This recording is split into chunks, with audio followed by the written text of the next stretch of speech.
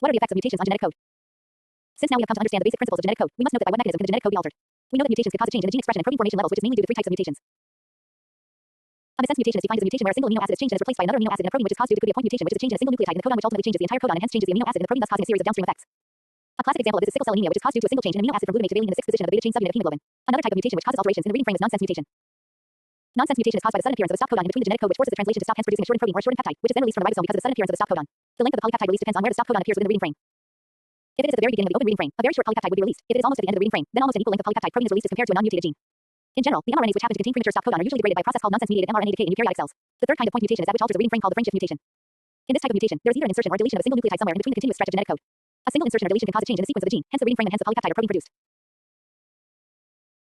For instance, 5'UQUUC3 is a normal stretch of coding sequences where both 5'UUU3 and 5'UUC3 codes for phenylalanine.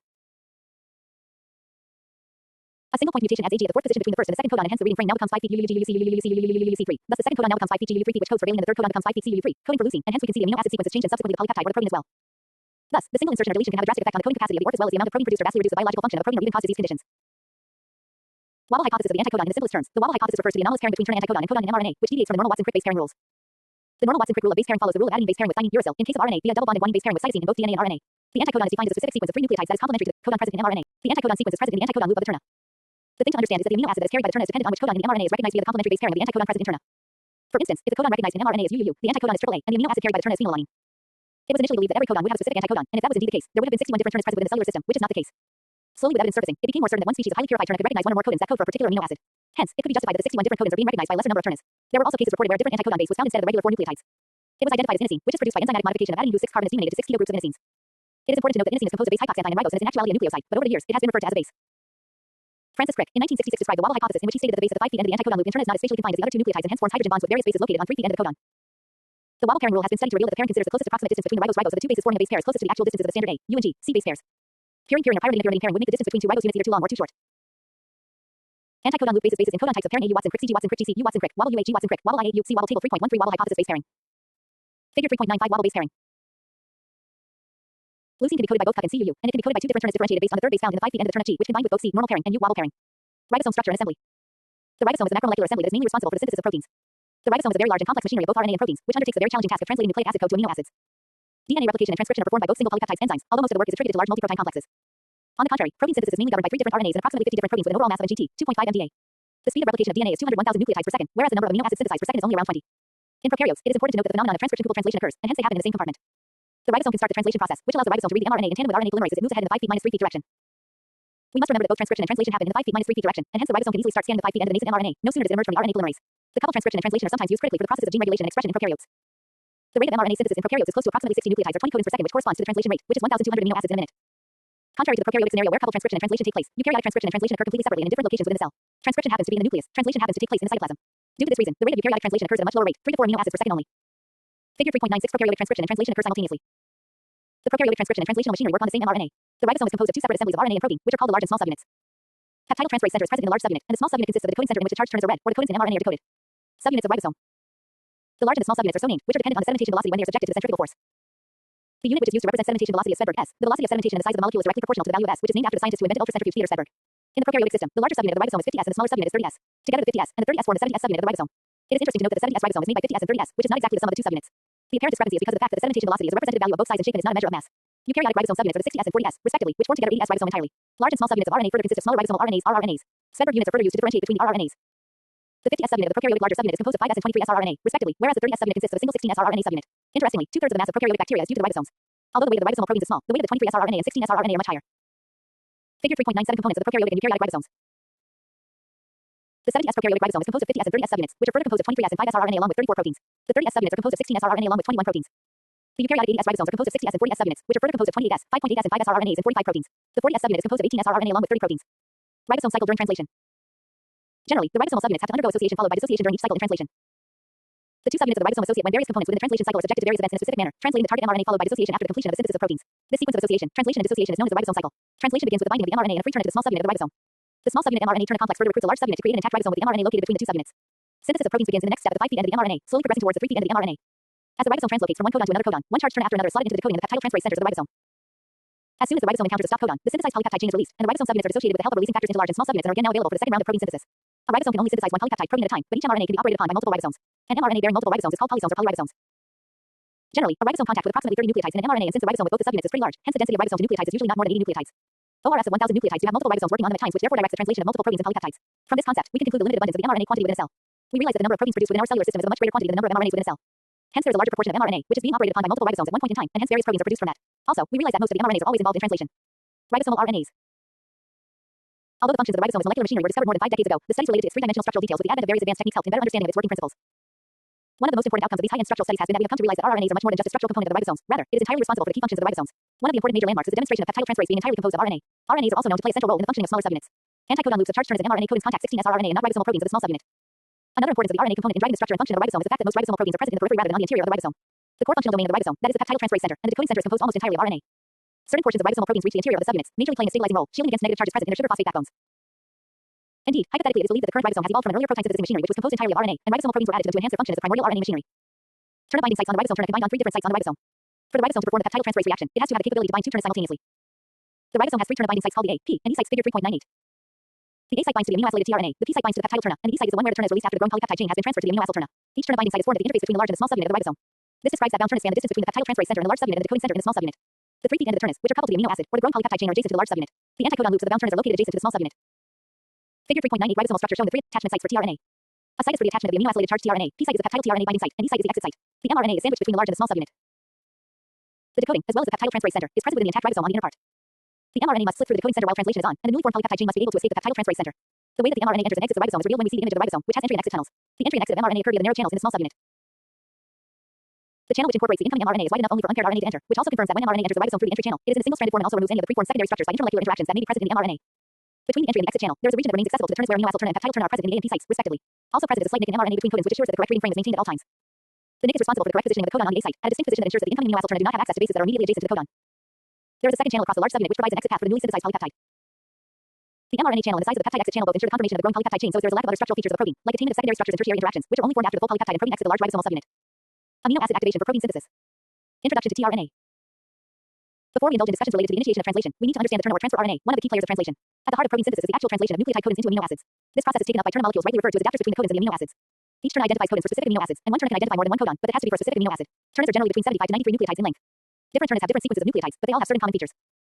Firstly, all the ternas end the 3' end with a conserved 5' CCA3 sequence. All ternas have this common feature, and this is where the cognate amino acid is attached. Secondly, all ternas have the presence of certain unusual and modified bases in their primary structure. These unusual bases are majorly created by various post-transcriptional enzymatic modifications of the normal bases in the polynucleotide chain. 2 of the most common modifications are the pseudouridine U, which is a derivative of uridine, where uridine is so modified that the uracil attaches to the ribose to the carbon at the 5th position instead of the nitrogen in the 1st position, figure 3.99. Similarly, dihydrouridine D is also a derivative of uridine where enzymatic reduction of the double bonds between the 5th and the 6th carbon occurs. Other than pseudouridine and dihydrouridine, hypoxanthine, thymine, and methylguanine are the other modified bases. Although these have not been identified as essentials for the terna functions, cells that do not have these modified bases have also shown retarded growth, which suggests that the modified bases might have a role in enhancing better terna function. Figure 3.99 structures of various modified bases found in terna. All the commonly found modified bases found in terna as compared to RNA with the respective modifications marked in blue. Secondary and 3-dimensional structure of tRNA. We already know that there are certain regions of complementarity within RNA which enable RAN to form small stretches of double helical patterns which are stabilized by base pairing. The rest of the RNA molecules do not have any kind of complementarity and hence do not have any double-stranded portions. On the other hand, terna molecules have a characteristic conserved pattern showing single and double-stranded regions, which are also referred to as a cloverleaf model. The main features of this cloverleaf model include the acceptor stem, the U loop, the D loop, and the anticodon loop, and a fourth variable loop. 1. Acceptor stem is so called because it is the site where the incoming amino acid is attached, which is formed by the pairing of the 5' and 3' ends of the terna molecule. 5' CCA3 and is present, which is a single-stranded region protruding from the double-stranded stem. Figure 3.100 cloverleaf model of terna. Cloverleaf structure of terna represents all the aforementioned loops. The dotted lines between the bases represent the base pairings. The 5' CCA3 is where the cognate amino acid is found. 2. U loop T loop is so named because of the presence of the modified base pseudoaryl in this region or loop. The sequence where the modified base is found is 5' TYUCG3. 3. D loop is so named because the modified base called dihydrouridine is present. The sequence of the D loop can be seen in figure 3.100. 4. Anticodon loop is so named because it contains the anticodon, which recognizes the codon in the mRNA, and specific amino acid is attached to the terna. The anticodon loop always ends with a uracil in its 5' end. 5. The variable loop is always present between the anticodon loop and the T loop, also called the pseudoaryl loop, and it is so called because of its variation in the base stretch between 3 to 21 bases. Although the cloverleaf structure has revealed the region of self-complementarity within the terna, the actual 3-dimensional configuration of this molecule was further revealed by X-ray crystallography. X-ray crystallography revealed the actual tertiary structure, which is the shape of the letter L. This structure helped us understand that the acceptor stem and anticodon loop are at opposite ends of an adapter molecule. To understand the correct relation between the cloverleaf model and the L-shaped structure, we must know that the acceptor stem and the pseudoaryl loop form an extended continuous helix. Likewise, anticodon stem and D loop stem associate, forming a second helix, a little extended.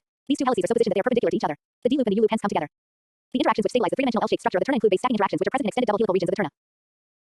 Secondly, there is hydrogen bond formation between the bases in the double helical regions, which are brought close enough to each other in the 3-dimensional space through the formation of the L-shaped structure, although these base interactions deviate from the original Watson-Crick base pairing. Lastly, the interaction between bases in the sugar phosphate backbone also plays a role in stabilizing the final conformation of the terna molecule. Figure 3.101 secondary cloverleaf and tertiary L-shaped structure of terna. The G18 and G19 and the D loop are mostly always conserved. Variation in the composition of this loop is very much possible. The thin lines represent the conserved nucleotides of the cloverleaf model, which are involved in various interactions contributing to the L-shaped structure. Pyrimidines are represented by Y, purines by R, and Y for pseudouridine. Aminoacyl terna synthetase and activation reaction. Attachment of amino acids to tRNA terna molecules to which there is no attached amino acid are called uncharged terna, and the one in which an amino acid is attached is called a charged terna. Charging of turn with an amino acid implies formation via an acyl linkage between the carboxyl end of the amino acid and the 2' or 3' with adenosine nucleotide that is protracting at the 3' end of the terna. This acyl linkage is a high energy bond, the hydrolysis of which results in the release of a large amount of free energy. The significance of this acyl linkage is tremendous in the context of translation. The breakage of this acyl linkage releases a huge amount of free energy, which is coupled with the formation of peptide bonds between amino acids in a polypeptide chain. There is a two-step enzymatic reaction that attaches amino acid to the amino acyl turn synthetases. 1. The first enzymatic reaction is an adenylation where an amino acid undergoes a reaction with an ATP molecule and becomes adenylated, and simultaneously release of a pyruvate state happen. Adenylation is the process of transfer of adenosine monophosphate (AMP), contrary to adenylation, which refers to adenine transfers only. It is known that the principal driving force for adenylation reaction is the energy released by the release of pyruvate by pyruvastatase, which helps in the attachment of the amino acid to adenylic acid via high energy ester bond between the phosphoryl group of AMP and carbonyl group of amino acid. 2. This step deals with actual turn charging where strongly attached adenylated amino acid reacts with turn while being bound to the synthetase. The above transferring reaction results in the actual transfer of amino acid to 3' end of turn via 2' or 3' and release of AMP, figure 3.102. Two identified classes of turn synthetases include class 1 enzymes which attach the amino acid to the 2' turn and are monomeric in nature. Class 2 enzymes attach the amino acid to the 3' and are generally identified to be dimeric, tetrameric in nature. Initial coupling between turn and amino acid is different, but when it is released from synthetase, the amino acid rapidly attains an equilibrium whereby it is either attached to the 2' hydroxyl, 3' hydroxyl group. Figure 3.102 two-step enzymatic reaction for amino acyl turn charging. The two-step enzymatic reaction of the charging of the turn with the amino acid described above. All 20 amino acids that are incorporated into protein synthesis are attached to a turn by an individual and specific turn synthetase. Since most amino acids are coded by one or more codon, hence it is routine for one synthetase to be recognized and charged by more than one turn. These are known as isoaccepting turns. Also, the same turn synthetase is responsible for charging all turns for a particular amino acid. Thus, only one turn synthetase attaches all the amino acids to the appropriate turns. It is interesting to note that most organisms, although they have 20 different turn synthetases for 20 different amino acids, it is not always true. Some bacteria lack a synthetase charging the turn for glutamine with its cognate amino acid. Instead, a single species of turn synthetase charges both glutamine and glutamate. A second enzyme converts the glutamate moiety of the charged turn molecules to glutamine. Recognition of structural features in cognate turns. The two most important aspects of the specificity of correct binding of the amino acyl turn synthetases includes recognition of the set of turns required for a particular amino acid as well as the charging of all the isoaccepting turns with their respective amino acid. Both of these processes are essential to be performed while maintaining high fidelity throughout. It was an important question arose with how the amino acyl turn synthetases is able to recognize the correct turn. Advanced studies in the field of biochemical and structural studies through X-ray crystallography showed that the specificity mainly was associated via two distinct sites on the turn molecule, the acceptor stem and the anticodon loop. Acceptor stem plays a critical role in determining the specificity of recognition of turn synthetase. A few times, a change in a single base within the acceptor stem, known as the discriminator base, could be essential in changing the specificity of recognition of turn synthetase from one synthetase to another synthetase. Nevertheless, the anticodon loop also contributes to the active discrimination in terms of recognition and specificity. It is important to understand that though the anticodon is a possible feature that plays a role in the recognition and specificity, the case might not be true always. Since there are many amino acids which are coded by more than one codon, hence one amino acid will have many turns with different anticodons, and hence for the correct amino acid to be carried by turn, there must be recognition factors outside of the anticodon loop. Some amino acyl turn synthetases also have an editing pocket which is frequently used to check the process of charging and confirm the fidelity process. For instance, apart from the catalytic pocket, isolysyl turn synthetase contains an editing pocket, generally a cleft-like pattern in the enzyme allowing it to recognize the adenylation product. AMP valine and AMP alanine, which are comparatively small amino acids, can easily fit into this pocket, where they are subsequently hydrolyzed to AMP and the free amino acid. AMP isoleucine, on the contrary, is so large that it cannot enter the editing pocket and hence isn't subjected to hydrolysis. Consequently, isolysyl turn synthetase has a twofold recognition mechanism. The first confirmation happens during the binding initially and the amino acid adenylation, which is approximately 100-fold discrimination, followed by editing of the adenylated amino acid, which is 100-fold discrimination with an overall selectivity factor of 10,000-fold. Protein synthesis in prokaryotic cells. The prokaryotic messenger RNA. Polypeptide chains are usually specified by a portion of mRNA. The translation machinery only decodes a small portion of the mRNA, called the open reading frame (ORF). As we already know that protein synthesis takes place by joining amino acids coded by each respective codon. The protein coding region of the mRNA is usually continuous and non-overlapping, which implies that the open reading is a continuous string of nucleotides and has distinctive start and end sites within the mRNA. Translation, like transcription and replication, also starts from the 5' end of ORF preceding a single codon at a point of time. First and last codon within an open reading frame is referred to as the start and the stop codon, respectively. In eubacteria, the start codon is usually 5' August 3, although it might be 5' Gov 3, and sometimes even 5' UGG 3' as well. The start codon usually has two important roles. It determines the first amino acid to be incorporated into the polypeptide chain and also determines and defines the start of the open reading frame for the subsequent codons. This is particularly important because once the translation starts, it reduces the probability of a shift of the ORF. Stop codons, three of them usually being 5' UAG3, 5' UGA3, and 5' UAA3, defines the end of the ORF and hence acts as a signal for the termination of the translation process in the polypeptide chains. All mRNAs at least contain a single ORF, although the number of ORFs carried by the prokaryotic and eukaryotic mRNAs are largely different. Prokaryotic mRNAs more often than not contain multiple ORFs and hence code for many proteins, whereas the eukaryotic mRNAs most times contain a single ORF and hence code for a single polypeptide chain. The mRNA, which contains more than one ORF prokaryotic, is usually also referred to as polycistronic mRNAs, and the ones that contain a single ORF eukaryotic are called monocistronic mRNAs. Generally, the polycistronic mRNAs usually code for polypeptides or proteins which are related in a particular pathway. Ribosome binding site. For the translation process to start, the ribosome is first recruited to the mRNA. For the purpose of the correct attachment of the ribosome to the mRNA contains a short sequence upstream of the start codon called the ribosome binding site (RBS). This sequence is also referred to as the Shine-Dalbarno sequence, dedicated to the scientists who discovered the sequence after a comparative study of multiple mRNAs. Figure 3.103 prokaryotic messenger RNA structure. Polycistronic prokaryotic mRNA with two ORFs, also marked are the upstream sequences of operator and promoter and downstream sequence of the silencer. The protein coding sequence is also marked by the ribosome binding site (RBS). The RBS usually is located 4 to 10 pp upstream at the 5' end of the first codon, complementary to a short sequence located at the 3' end of one of the ribosomal RNA components, the 16S ribosomal RNA component. RBS base pairing with RNA helps in aligning the ribosome with the beginning of the ORF. The core region of the 16S ribosomal RNA bears the sequence 5' CCU-CCU3, and hence the prokaryotic RBS contains a sequence of 5' AGG-AGG3. The spacing between the RBS and the start codon strongly influences the translation of the ORF. The translation of an ORF is directly proportional to the complementarity and proper spacing of RBS and start site, and on the contrary, low complementarity and improper spacing lower the efficiency of translation. In some prokaryotic polycistronic mRNAs, the ORFs lack a strong RBS or an RBS completely but are yet translated properly. These ORFs are a part of the polycistronic mRNA and are mainly governed by the fact that the start codon of the downstream ORF often overlaps with the 3' end of the upstream ORF. For instance, a sequence of 5' AUGA3, which, if closely observed, is a combination of both the start and stop codon. Hence, a ribosome which has just finished translating an ORF upstream is already in a position to start translation of a downstream ORF. This kind of scenario doesn't need new recruitment of ribosomes separately. This phenomenon of linked translation with the occurrence of overlapping ORFs is called translational coupling. Imperative to notice, in these cases of linked translation, it is important that there is a complete translation of the first of the ORF. If by chance, there is a premature stop codon present before the completion of the upstream ORF, then the translation of both the upstream ORF as well as the downstream ORF gets affected. Initiation of prokaryotic translation. The assembly of the ribosome on the mRNA is one of the first events of the translation initiation. The small subunit associates with the mRNA first, which in prokaryotes is mediated by base pairing between the RBS and the 16S ribosomal RNA. In an ideal situation of the ribosome positioned correctly, the start codon will be placed within the P site when the large subunit attaches with the complex, figure 3.104.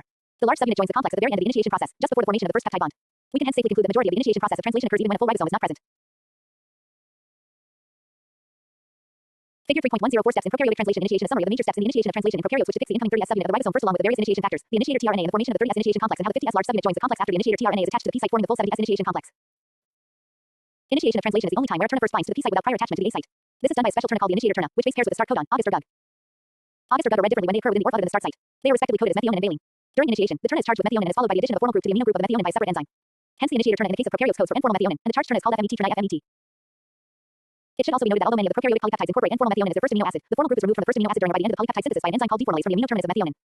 Also, many mature proteins in prokaryotes do not start with methionine, as amino often remove the amino group of methionine as well as a few other amino acids. Initiation factors and initiation complex assembly. The initiation of translation in prokaryotes is catalyzed by the presence of three initiation factors called the F1, IF2, and F3, respectively. There are defined roles of each of the three initiation factors. Each of the initiation factors binds to a part in the small ribosome subunit that is nearest one of the three attachment sites for the turner. IF1 prevents the turners from binding to the portion of the small subunit, which becomes a part of the A site. IF2 is mainly a GTPase interacting with three players during the initiation of translation, viz., the small subunit, IF1 and FMET turner FMET. Interaction of the two with these key components prevents the attachment of any other amino acid to the initiator turner and also facilitates the binding of the FMET turner FMET to the small subunit. This attachment is a P site.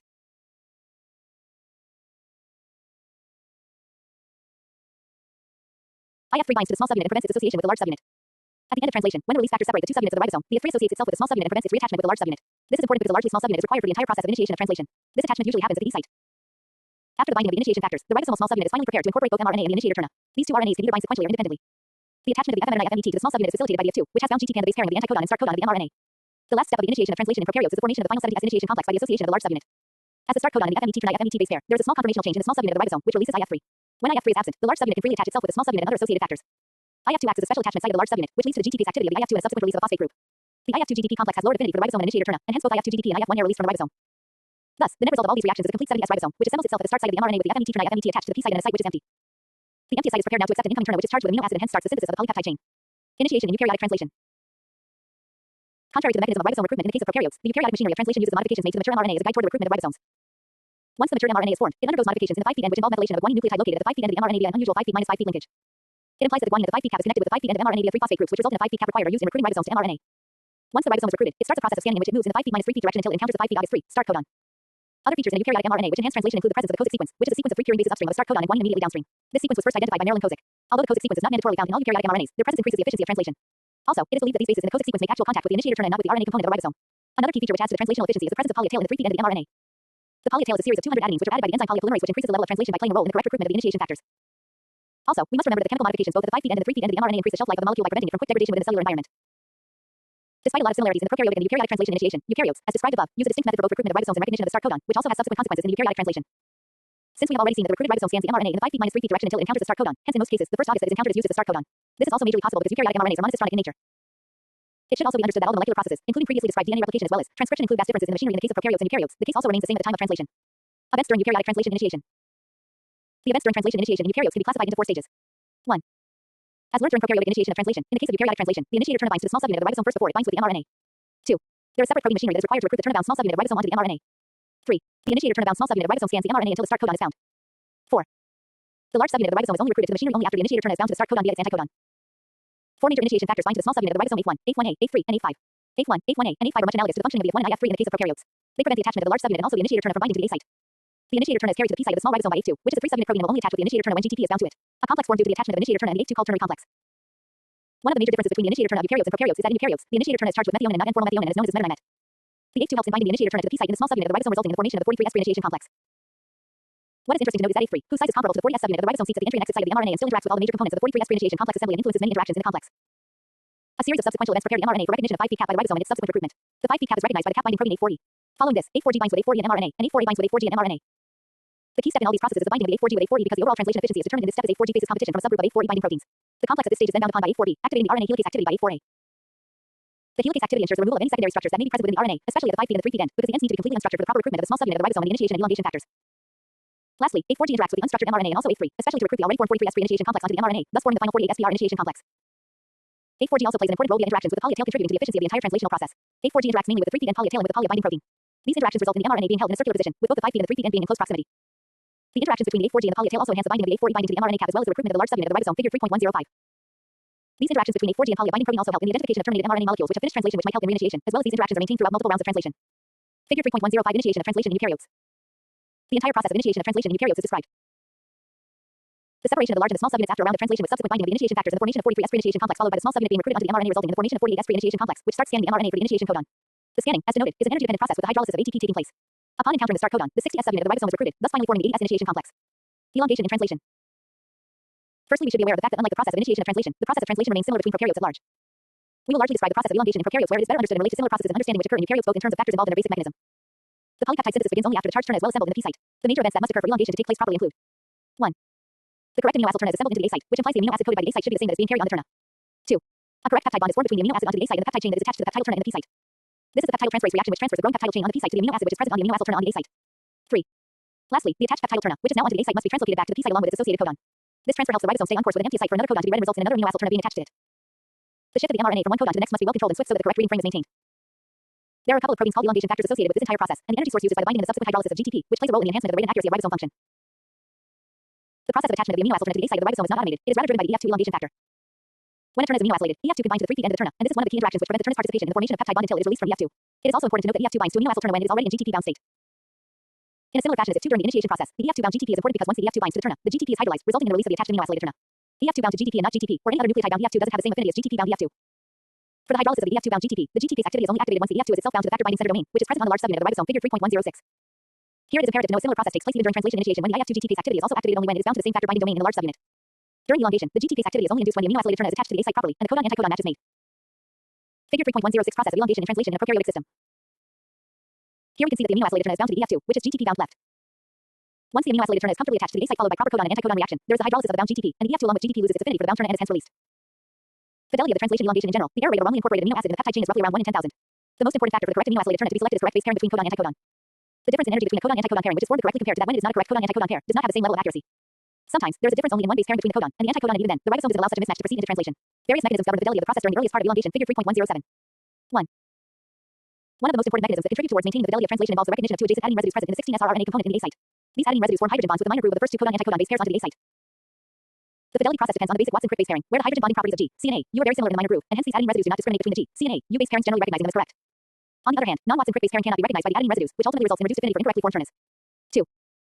Another mechanism of monitoring the fidelity of the process lies in the EF2 GTPase step, where the GTPase activity is dependent on the correct base pair formation between the codon and the anticodon. Even if there is a mismatch of a single base pair, there is an alteration in the position of the EF2, which reduces its affinity for the factor binding center by a good margin. This subsequently decreases the EF2 GTPase activity. 3. The third mechanism involves a step which is after the release of the EF2. When the amino acyl turn is first introduced into the A site of the ribosome, its orientation of the amino acid end 3' end is away from the site where the formation of peptide bond takes place. Once the EF2 is released, the turn now has to participate in the peptidyl transferase activity, for which it requires to be in the peptidyl transferase center of the large subunit, and for this, it requires to rotate, and this process is called accommodation. If it alters an incorrectly formed turn within the A site, they tend to dissociate during the process of accommodation. Also hypothesized is that rotation of turn puts little strain in a codon-anticodon pairing, which the ones which are correctly oriented turn sustains and not the incorrect one. Figure 3.107 the three-step fidelity process during the elongation step of translation in prokaryotes. We can see how the second method is divided into two steps, including the EF2 GTPase proofreading activity and the accommodation process proofreading 2. Peptidyl transferase reaction. The formation of the peptide bond is catalyzed by the 23' rRNA of the large subunit, but only after the charged turn is placed in the A site in a correct manner and is properly accommodated into the peptidyl transferase center. Complete E. coli ribosomal structure with mRNA along with turn bound was deciphered via three-dimensional structural experiments revealing that the L27 proteins amino terminus failed to reach the active site. It was hence presumed that it might play a role in catalysis. In order to confirm this hypothesis, 9 amino acids which were close to the amino terminus of the L27 protein were removed by mutation. It was then observed that the cells still produce ribosomes but with reduced peptidyl transferase activity. It was concluded that the portion of amino acids removed prior to the experiment was key for the catalytic activity. The cells were seen to produce ribosomes which were still able to produce the required wild-type proteins but only a fraction of the original quantity of the protein. Usually, the presence of ribosomes increases the rate of protein synthesis by 10 times, which is basically that the amount of protein produced by ribosomes compared to the substrate amino acyl turn present is 10 times under in vitro conditions. Although the same amount of protein is not produced with a mutated L27, but still, a majority of the proteins are produced, which implies that the L27 is not an absolute necessity. The presence does affect the amount and quality of protein produced. It doesn't account for a complete halt in the process of peptidyl transferase activity. It was also then presumed that other than L27, there must be an rRNA component which must be key for catalyzing the peptide bond formation. Although the exact mechanism of the formation of the peptide bond is yet to be determined, there are some hints about the steps that must be involved in the same. The 23S rRNA and the CCA and the turn base pairs in A and P sites put in position alpha amino group of an amino acid on turn to attack the cardinal group of the growing polypeptide chain attached to the peptidyl turn. The interactions further stabilize turn during accommodation, and it is called entropic catalysis. It is a phenomenon where the enzymes function to bring the substrates to close proximity to stimulate catalysis. Although just the close proximity of substrates is not sufficient to bring about enough catalysis, hence certain other assisting factors might be involved. Assumptions are made that the 2PO of the 23S rRNA is eliminated, which is usually highly conserved residues, and the removal reduces the rate of catalysis by 10-fold margin. There is recent data which suggests that another turn that was not presumed also is held responsible, the turn in the P site. Removal of 2PO residue in the 3' end of turn in the P site results in a fold reduction of an order of magnitude of 10^6 in rates of catalysis. The particular method of catalysis is called substrate-assisted catalysis, which is an interesting prospect because it helps us understand that peptidyl turns themselves carry some critical catalytic elements. This also helps us understand that prior to the evolution of ribosomes as the cell's protein synthesizing machinery, it was the turns that provided the cells with critical elements to allow them to synthesize their protein. After the peptidyl transferase reaction is over, the turn in the P site is decylated where they are no longer attached to an amino acid, and the growing polypeptide chain is linked to the turn in the A site. In order to be prepared for a further round of elongation, a site has to be moved to P site, and P site turn has to be moved to E site. Simultaneously, mRNA at this point of time moves by 3 nucleotides exposing the next codon. These movements are well coordinated by the ribosome and hence collectively referred to as translocation. The initial steps in translocation happen along with the peptidyl transferase reaction. Once the growing peptide chain is transferred from the P site to the A site, the amino acid attached to the 3' end of the turn attaches to the polypeptide chain and a site then is transferred to the P site, and turn, which is now free is decylated in P site followed by moving on to E site. Interestingly, anticodons belonging to these turns are still in their initial location bound to the small subunit of mRNA, hence translocation is started in the larger subunit and not the smaller subunit. This is called a hybrid state. The 3' end usually shifts to a new location, but their anticodons stay in their initial position that was prior to the peptidyl reaction taking place. This changes because the small subunit rotates in a counterclockwise manner concerning larger subunits, which facilitates the interaction of turns with distinct turn binding sites in different subunits. The second elongation factor EFG initially binds to the ribosome when it is associated with GTP. Post-peptidyl-transferase reaction, the EFG-GTP binds to the ribosome stabilizing the hybrid state. While doing this, it makes further contacts with the factor binding center in a large subunit, thus stimulating the GTP hydrolysis. GTP hydrolysis changes the dynamics of the process in two ways. One, the interactions between the EFG-GTP and ribosome probably unlocks the ribosome. It is presumed that there are channels between the A, P, and E sites, and the binding of the EFG-GTP unlock the ribosome by opening the channels between the A, P, and E sites. 1. The EFG-GTP also makes contact with the A site in the decoding center. The ribosome is now unlocked. Turn in a site now can move into P site, and turn in P site can move into E site. Simultaneously, turn in mRNA, which is base pair causes the mRNA to shift by a distance of 3 BP. For elongation to complete, the small subunit of the ribosome has to further go back to its original position by clockwise movement. These resulting movements reduce by a good margin the affinity for EFG-GTP, and hence the EFG is released. Once the EFG is released from the GTP, the ribosome returns to its locked state and the turn in the mRNA again undergoes strong association with the decoding center in the small subunit and the channels between A, P, and E sites further close. The ribosome then becomes ready again for another round of translation. Another point to understand is the EFG, and the EF2 also has to undergo cyclic changes where they are alternatively bound to GTP for the function and translocation, formation of the peptide bond and turn loading on the ribosome. Once the GTP is hydrolyzed, phosphate is released, and GTP binds to the respective elongation factor. The bound GTP must be exchanged with a new GTP for a new cycle. This process is fairly easy for EFG, which has a lower affinity for GTP, and hence replacing GTP with GTP is not much of haste. Whereas for EF2, the process of GTP replacing GTP before a new cycle requires an accessory factor EFTs, which enacts as a GTP exchange factor. The process involves the replacement of the GTP molecule associated with EF2 by EFTs, forming a complex of EF2 EFTs, which is then replaced by a GTP molecule, resulting in an EF2 GTP complex. Figure 3.108. Figure 3.108 role of elongation factors and the counterclockwise movement of the small subunit of the ribosome and the subsequent unlocking of the ribosome. Translocation on the ribosome. It is also noteworthy to note the hybrid state formation and the unlocking of the ribosome where the A, P, and E sites channels open up, followed by clockwise movement of the small subunit at the end of translocation to its original position and the relocking of the ribosome. Energetics associated with translation. The main question is how many nucleoside triphosphates are all total consumed for the entire process of one round of formation of the peptide bond. A single molecule of ATP is initially required for the enzyme amino acyl synthetase to link amino acid to TRNA. Breaking the energetically high ATP bond drives the reaction of peptidyltransferase. The second molecule of GTP is required to deliver the TRNA, which is charged to the A site of the ribosome by EF2, which ensures that the correct codon-anticodon reaction is taking place. Thirdly, a second molecule of GTP is required in the process of translocation by EFG. Hence, a total of 2 GTP and 1 ATP is required to form a single peptide bond. What is worthy of note is that 1 ATP molecule is directly invested in the process of formation of the peptide bond, and the 2 molecules of GTP are required for the correct orientation of accessory factors and to ensure the accuracy of the events. Termination of translation. Once an entire round of translation is complete, the ribosome is charged for a new round of translation. The ribosome encounters a stop codon in the ribosomal A site. It was initially thought that there would be separate turners which would be able to recognize these stop codons, but it is not the case. The stop codons, 3 of them UAA, UGA, and UAG are recognized by releasing factors RFs. The prokaryotic system has 2 classes of releasing factors, class 1 RFs, RF1 recognize UAG, and RF2 recognize UGA. UAA, which is the third stop codon, is recognized by both RF1 and RF2. The RFs recognize the stop codon and hydrolyze the polypeptide chain from the turn in the P site. On the other hand, in eukaryotes, there is only one class of release factors, RP, which recognizes all 3 codons. Class 2 release factors also help in the dissociation of the class 1 factors post the dissociation of the polypeptide chain from the turn in both prokaryotic and eukaryotic systems. And both of them have only one class 2 release factor. One of the interesting questions is how do the release factors recognize the stop codons? We need to realize that the release factors are protein in nature, and hence the recognition of the stop codon is mainly RNA-protein interaction. Experiments suggested that there is a small 3 peptide sequence that is critical for the release of the release factors. Exchanging the 3 peptide sequences between RF1 and RF2 swaps their codon specificity. This experiment suggested that the 3 peptide sequence, which is of significant importance in playing a critical role in the identification of stop codons, was critical and hence was called the peptide anticodon, which interacts with stop codons. Studies have also suggested that class 1 release factors contain a conserved tripeptide sequence GGQ, which acts as an essential component for the polypeptide release. Figure 3.109. Structural studies consisting of RF1 attached to ribosome show that GGQ sequence lies near peptidyltransferase center. Although it is unclear whether the GGQ motif plays any direct role in the release of the polypeptide chain or it modifies the peptidyltransferase center in a way which helps in catalyzing the release process. Studies have also shown that the conserved CCA sequence in the turn is also required for the peptide hydrolysis. In real-time situations, they have a more significant act in the polypeptide release than in the formation of peptide bonds. Figure 3.109 Termination of translation. The release factors recognize and bind to the stop codons, which further promotes the hydrolysis of the polypeptide chain from the turn. The second class of release factors then helps the dissociation of the class 1 release factors and the subunits of the ribosomes to dissociate successfully.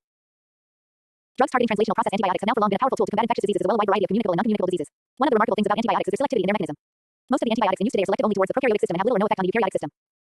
Initially, after the antibiotics were first discovered in the first half of the 20th century, it was of great use in the initial phases to treat diseases largely like tuberculosis, pneumonia, STDs like syphilis, gonorrhea. Antibiotics usually target a wide variety of cellular and molecular biology processes in the prokaryotic system. Approximately 40% of the bacteria are used to affect the translational machinery of the cell. The various antibiotics that are used to affect the translational machinery at different stages of translation are very precise in their action. The functioning of these antibiotics and successful inhibition of translation have also assisted scientists in comprehending the process of translation overall as well as the protein synthesis machinery. Figure 3.110 Various mechanisms of drugs that are commonly used to fight microbial infections. The various mechanisms of fighting microbial load in case of disease conditions include inhibition of synthesis of nucleic acids within the cell, inhibition of cell wall synthesis, inhibition of protein synthesis, inhibition of RNA functions, disruption of important membranes and other cellular components. A group of researchers from the Ludwig, Maximilians University, Munich, have in recent studies elucidated a mechanism which recycles back stalled ribosomes which are present on mRNAs which lack a termination codon. The proteins involved in this action could well be a future drug target for the development of newer antibiotics. Leading scientist Daniel Wilson et al. Employed cryo-electron microscopy to complete structural studies on ribosome recycling. There is a factor present in the prokaryotes called alpha, which recognizes the stalled ribosome on the defective mRNA and recruits a special release factor to release the incomplete peptide. Following this, the ribosomes are helped to dissociate into the respective subunits, which are engaged with another mRNA. Since the alpha factor is an exclusive factor present only in prokaryotes, hence this is a potential target for newer drugs to be synthesized. Figure 3.111 Various antibiotics inhibit the protein synthesis machinery of the prokaryotic system. Wilson, N.D. Nature Reviews Microbiology Volume 12, pages 35 to 48, 2014. The initiation of the translation stage, where the 30S and the 50S subunit of the ribosomes form the 70S pre-initiation complex. This step is inhibited by adenine, kazubamycin, KSG, actomycin, PCT, and dermorphin, THB, acting on the 30S subunit by adenomycin, ADN, everamycin, BBN, and theostreptin, THs on the 50S subunit. In the elongation cycle, the function of the elongation factor EF2 is inhibited by streptomycin, STP, tetracycline, TET, and tigecycline, TIG.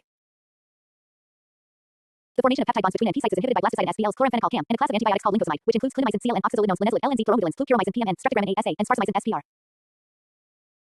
The translocation process, which is mediated by the EFG, is inhibited by 2 racemycins like capromycin, CAP, and biomycin, BO, aminoglycosides including hydromycin B, HYGB, neomycin, neocaronomycin, PAR, and also spectinomycin, SPT, fusidic acid, PUS, and theostreptin, THs. Elongation of the nascent polypeptide chain is inhibited by the macrolides like erythromycin, ARE, and streptogramin B, SP, catalytes like tolidromycin, telephone. Termination of translation is inhibited by peptidyltransferase inhibitors like blastocytin S, chloramphenicol, puromycin, and recycling of ribosomes is mainly inhibited by fusidic acid. Protein folding concept and mechanism. The biological role of proteins can only be determined by their structure.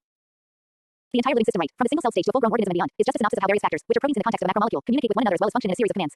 Some proteins which are enzymatic in nature catalyze important functions and chemical processes which are important for the healthy functioning of the living being. The diversity of various proteins, their functions which are specific to cell types or reactions is highly TTHE state of the protein is a function of its unique three-dimensional structures. The protein, in its simplest configuration, is a linear chain of amino acids which are covalently linked with one another. Since the famous experiment of Anderson on protein folding in 1973, it was believed, and today it is mostly accepted, that the native structure of a protein is solely determined by the amino acid sequence in its primary structure and its natural solvent environment. Experiments on protein folding. Life's central dogma defines informational flow in cellular, molecular biology is from DNA to RNA and from RNA to protein. This is a unidirectional process in most living structures. A few studies suggest that a possible extension of central dogma is to include how the primary structure of the protein, which is only a sequence of amino acids in a linear form, is able to determine the native three-dimensional structure of the protein. This mystery is sometimes referred to as the second half of the genetic code, which is yet to be fully studied, and cracking this mystery could well be a significant discovery in fully understanding the protein folding processes. Anfinson's classic experiment. Anfinson in 1973 carried out fairly simple experiments in terms of today's technology with the help of the enzyme ribonuclease H, which is a 124 amino acid residue enzyme. The protein contains 4 disulfide bridges. He treated the enzyme with anurea, which is a standard in nature of the protein at higher concentrations, and at lower concentrations, it is more of a cheotropic agent. Along with urea, he used beta-mercaptoethanol, which is a reducing agent. These two chemicals cause the entire protein to denature and attain a random structure. Since the reducing agent is used, all the disulfide linkages are reduced and release free SH groups, 8 in number. Consequently, the enzymatic property of the enzyme is completely lost. Removal of the reducing agent, the cysteines were allowed to reoxidize, and hence the 8 SH groups randomly formed 4 cysteine disulfide bridges. In another experiment, a denaturing agent, urea was removed slowly with the beta-mercaptoethanol still, and it was seen that the random disulfide linkages that were formed in the first experiment interchanged and undergo rearrangement, slowly attaining the actual confirmation of the native state, and also had its fully enzymatic property restored. This experiment helped conclude 2 important aspects. 1. The native structure of a protein is a state of the protein in which it has the lowest Gibbs energy in its physiological state. This is known as the thermodynamic hypothesis. 2. The second aspect that got validated is that the native conformational state of the protein is solely dependent upon and, in turn, determined by the amino acid sequence of the protein. Figure 3.112 Anfinson's classic experiment on protein folding with ribonuclease H. Treatment of the enzyme with both anurea and beta-mercaptoethanol reduces as well as denatures the protein completely. Fast oxidation of the cysteine forms a state where the SH groups randomly form disulfide linkages which differ markedly from that of the native state. Whereas slow oxidation as well as the removal of the denaturant with the reducing agent still presents slowly forms the correct disulfide linkages is present in the native structure and also restores the full enzymatic activity of the enzyme. Leventhal's paradox. Leventhal studied another aspect of protein folding, stating that the protein folding pathways are not random and have fixed mechanisms. He said that if a protein has n number of amino acids and each peptide bond connecting to different amino acids have 3 configurations, then the total number of possible conformations that a protein can have is 3, and which for proteins with a large number of amino acids is huge, and even if there are possibly 10-13 conformations being passed each second, it would still take millions of years before a protein can find its native state. This is not the case, as proteins hardly take a minuscule of time to find their native state. These prompted scientists to believe that there are definite pathways which a protein takes to reach its native state. This is called Leventhal's paradox. Forces underlying the protein folding process, a linear polypeptide chain is self-governed to form a space-filling, compact and well-defined structure which is biologically functional. The core of the globular protein is formed mostly from hydrophobic amino acids, which are well supported by van der Waals forces in the surface of the protein, which contains more hydrophilic amino acid residues, which are well-held large interactions. Most of the proteins exist in this condensed state of matter, and the specific interactions which determine the protein's native state are dependent on more specific interactions in the side chains of the polypeptide backbone. The native conformation of the protein must be thermodynamically favorable. From the thermodynamic point of view, the native state of the protein is mainly maintained by major interactions like a hydrophobic interaction P, hydrogen bond energy C, electrostatic interaction energy, and D entropic energy due to the limited interaction between the main chain and side chain. The hydrophobic effect is chiefly discussed as an entropic effect that arises from hydrogen bonding arrangements between the polar solvent and the polar solute environment. There is very little change in the free energy when internal hydrogen bonds, which contribute primarily to the secondary structure of the protein, are formed, and also when a protein is in the unfolded state. This is mainly because equally stable hydrogen bonds could be formed even with the polar solvent. Hence, secondary structure formation cannot be only driven by thermodynamic parameters like entropy. Another thing that we should consider is there are primarily 2 types of amino acids, hydrophilic and hydrophobic. The hydrophilic amino acids are mainly found on the surface of the protein, which can easily form hydrogen bonds with the polar solvent, but the hydrophobic amino acids can't. As a result, the hydrophobic amino acids form the core of the protein, and when the hydrophobic amino acids are folded inside the core of the protein, there is a large free energy change. The bearing of hydrophobic amino acids within the core of the protein is an important event in the process of protein folding, which mainly has 2 major consequences. 1. It vastly reduces the possible number of conformations that a protein has to native state. Recall Leventhal's paradox. This is mainly because only those amino acids that are hydrophobic participate in this, as well as only those hydrophobic interactions that are sterically possible are allowed to form. 2. Since the hydrophobic residues are buried inside the core, the amino as well as the cardinal groups in the polar backbone, which form the hydrogen bond with water, and is much more favorable is not possible. Hence, both the functional groups form hydrogen bonds with each other, resulting in the formation of secondary structures of the protein alpha helix and beta sheet. The formation of secondary structure, which occurs pretty early in the folding process, is regarded as a consequence of the bearing hydrophobic side chains, hydrophobic collapse, and not as a driving force for the formation of a molten globule state. Figure 3.113 The protein folding funnel. The protein folding funnel explains the thermodynamic mechanistic background of protein folding. The protein in a completely denatured or unfolded state has the highest entropy. As the protein begins to fold, it first undergoes the pre-molten globule state, with the hydrophobic amino acids slowly being folded towards the interior. The molten globule state is one where the majority of the secondary structures start forming but lacks more specific interactions present in the native state. During the transition from a pre-molten globule to a molten globule, discrete transition states form and the energy gap between the denatured and the denatured state decreases. Initially, the role of hydrogen bonds in the structural stability of proteins was not taken into account. This was mainly because intermolecular hydrogen bonds can be easily replaced by hydrogen bonds between the protein and solvent. A lot of studies that were carried out led to believe that hydrogen bonding also played an important role close to the hydrophobic interaction dominance.